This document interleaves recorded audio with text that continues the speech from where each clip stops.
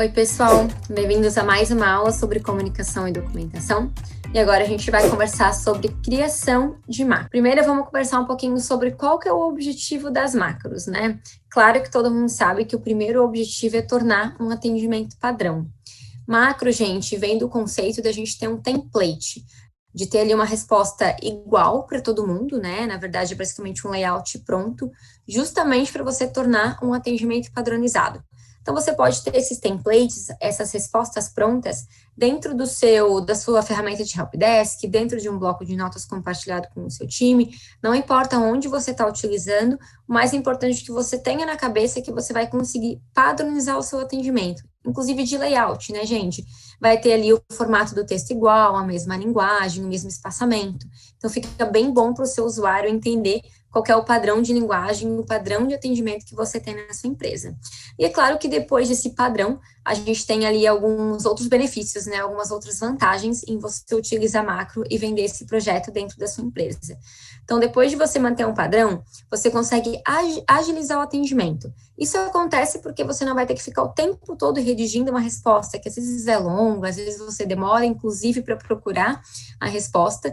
Não vai ter que ficar redigindo o tempo todo, porque é uma resposta pronta, né? Basicamente, o cliente está perguntando para você alguma coisa que a sua equipe já sabe responder, já respondeu milhares de vezes, e aí você consegue trazer essa resposta pronta. Esse, gente, não pode ser o seu primeiro objetivo, apesar de atrair bastante, né? O pessoal que é líder de suporte, quer atender sempre mais rápido, tem SLA para bater, não pode ser o seu principal objetivo, tá, gente? Nunca traga a velocidade como um objetivo maior da sua empresa.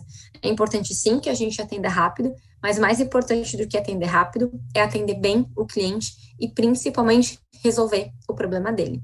Depois que você tem a macro pronta, você também vai conseguir agilizar o rampeamento dos novos atendentes, né? O pessoal que acabou de entrar na sua empresa, ainda está em treinamento, ainda está sendo capacitado para aprender, tá? Por que vai ser legal para eles? Porque além de eles terem a resposta pronta, então eles vão despender menos tempo para ficar procurando, né, em outros sites, outras ferramentas ali, qual que é a resposta correta. Você garante que eles estão dando a resposta correta para o cliente, né? Então facilita também para eles se sentirem mais seguros, agiliza o atendimento e, principalmente, eles confiam que a resposta está pronta, né? Então, eles conseguem ler, absorver esse conhecimento e repassar para o cliente de forma mais tranquila, de forma mais padronizada. Então, ao mesmo tempo que o cliente está ganhando, um atendente novo também está rampeando mais rápido, tá? E um cuidado aqui importante é para você não tornar o atendimento robotizado. Então, vou falar um pouquinho mais para frente sobre como que você vai criar essas macros, mas é importante que você não faça simplesmente o Ctrl+C, Ctrl+V o tempo todo, né? Até porque se você tem essa possibilidade na sua empresa de ter respostas 100% prontas, de repente você tem que estudar aí um projeto de bot mesmo, né? Tem várias empresas que usam, que conseguem ter sucesso com o atendimento virtual, mas aí outro assunto para a gente tratar em outro momento. E aí, gente, como que eu começo, né? Onde que eu tiro essa informação? O melhor grupo para te responder sobre que macros você vai começar é a sua própria equipe. A pergunta que você tem que fazer para eles é: quais são as perguntas mais repetidas que a gente recebe? O que o seu usuário está o tempo todo te perguntando? Seja por chat, seja por telefone, seja por ticket, o canal que ele está te encontrando. O que ele está te perguntando? O que está sempre aparecendo? Eu tenho certeza que a sua equipe vai te colocar ali um top 10 de perguntas recorrentes que eles têm que responder todo santo dia. E muitas vezes, mais de uma vez por dia, tá? Você já deve ter um pouco de conhecimento disso, mas é importante que no primeiro ponto você faça uma análise na sua ferramenta de helpdesk para validar esse top 10 que a sua equipe está trazendo, tá?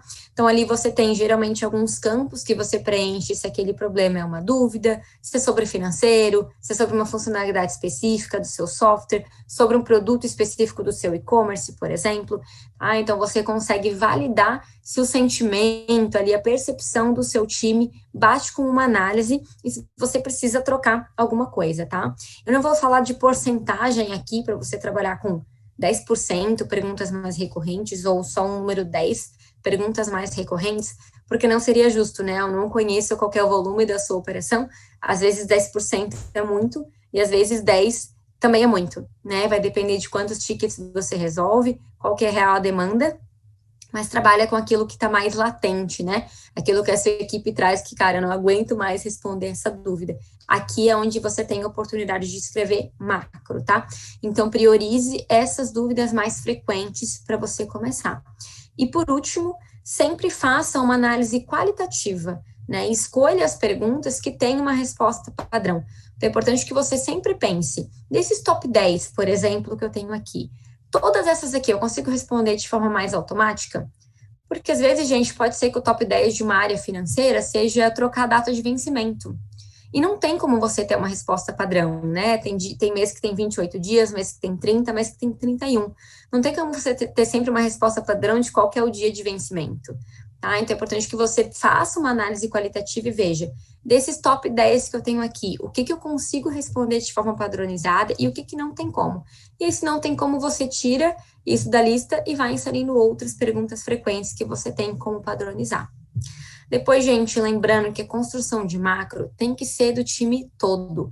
Eu não sou a favor que você centralize isso num líder ou em algum analista específico, porque quem tem essa percepção de operação é o seu time, né? É o pessoal que está ali na linha de frente, que consegue entender melhor o usuário, responder melhor também o usuário, né? E mostrar para ele como que ele faz para conseguir ter uma resposta pronta, tá? Então, é importante que você divida, delegue isso para o seu time e principalmente faça com que eles se sintam parte dessa construção, tá?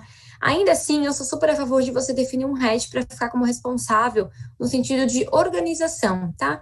Para cobrar a deadline, para revisar e fazer o upload na ferramenta.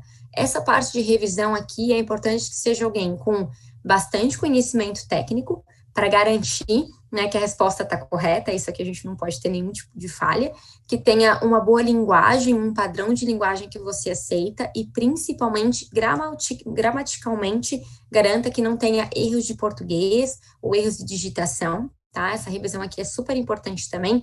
Lembra que a macro vai ser usada muitas vezes, então ela tem que estar perfeita e principalmente um pouquinho de conhecimento na ferramenta e até algum acesso administrativo para conseguir subir isso na ferramenta que você usa de helpdesk, tá?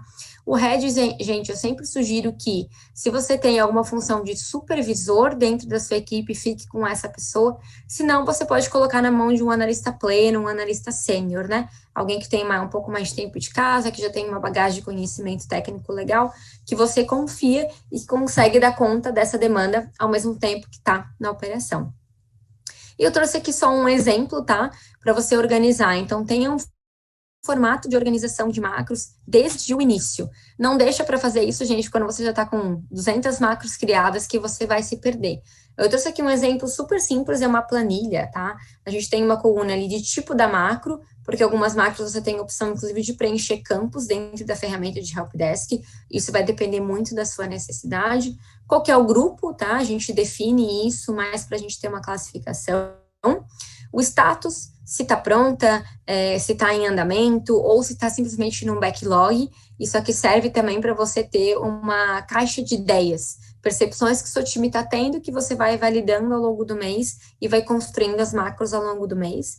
Não esqueça de definir quem vai fazer, né? Quem são as pessoas, a pessoa do time que está responsável por isso, o nome da macro e o texto, tá? Então, basicamente, você pode trazer isso numa planilha. O Trello também funciona muito bem. Isso aqui é muito mais para você ter essa base de conhecimento organizada, principalmente o pessoal novo que está entrando, né? Que a gente comentou que vai usar bastante, eles saberem quais macros que existem, até que eles decorem, até que eles rampeiam na sua operação. Beleza? Isso aqui é um exemplo de como que fica uma macro numa ferramenta de helpdesk que a gente usa na RD, tá? Então, ali você pode ver que todas começam com o mesmo padrão de nome, EPW é mais uma sigla que a gente tem internamente. Então, você pode colocar, por exemplo, suporte SUP, se é mais estratégico, EST, a forma que você achar melhor. Isso aqui facilita muito, principalmente para o pessoal novo, conseguir pesquisar as macros. Depois ali, gente, você vê que a gente tem algumas separações em blocos, tá? Justamente porque tem partes da macro que a gente padroniza menos, né? Que a gente deixa menos pronto, digamos assim. Então, abertura do time, confirmação da dúvida, são coisas que a gente tem ali meio pronta a pergunta, mas a gente não tem uma pergunta só, não é só uma forma de você se apresentar, né? Às vezes a gente usa bom dia, boa tarde, boa noite, às vezes a gente usa olá, tudo bem, olá, nome do cliente, tudo bem.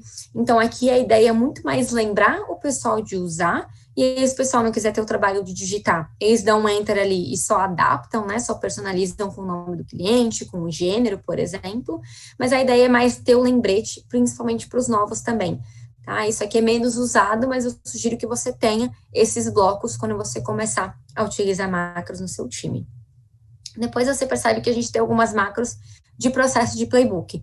Então, basicamente, todo atendimento de suporte técnico que a gente tem que fazer acesso à conta do cliente, a gente tem que pedir essa autorização. Então, para a gente não esquecer de fazer e não ter que ficar digitando, porque basicamente a primeira resposta é a solicitação dessa autorização, aí é um processo, né, que a gente é obrigado a fazer, então a gente já tem essa macro pronta, tá? Então, basicamente, o pessoal insere e envia, agiliza bastante essa primeira resposta para o cliente retornar dando ok, e a gente conseguir fazer a investigação do problema dele. E por último, a gente tem algumas partes para facilitar a montagem, né? Aquilo de blocos que eu falei para vocês. Então, a gente tem, às vezes, uma parte 1 e uma parte 2 da resposta, porque elas são complementares, né? Não necessariamente a gente vai usar sempre as duas partes. Às vezes o cliente quer uma dúvida mais de conceito, mais do que é, e às vezes ele tem uma dúvida mais de como faz. E às vezes ele tem as duas ao mesmo tempo, o que é e como faz. Então, a gente acaba dividindo ali em partes para que você possa ler as duas macros, né, e conseguir inserir as duas ao mesmo tempo, ou de forma separada. E o último ponto importantíssimo, gente, esse mindset tem que estar muito vivo na sua equipe o tempo todo. Não é porque você tem uma macro, não é porque você tem uma resposta pronta, que você vai simplesmente selecionar, dar enter e enviar o ticket para o cliente. Sempre, gente, sempre. Revise o texto antes de enviar. Ah, mas eu já sei o que está escrito. Revisa de novo. Um que você vai absorver de conhecimento, confirmar o seu conhecimento. Outra que às vezes pode ter passado algum erro de digitação e você já consegue corrigir a macro lá na fonte, tá? Então é importante que o pessoal sempre crie o hábito de ler a macro inteira de forma completa antes de enviar. Todas as partes, desde a abertura até a finalização, e geralmente a assinatura vai de forma automática. Beleza? Então, acho que a gente tem um bom combinado aqui. A gente vai avançar para o próximo tema, que é sobre criando base de conhecimento.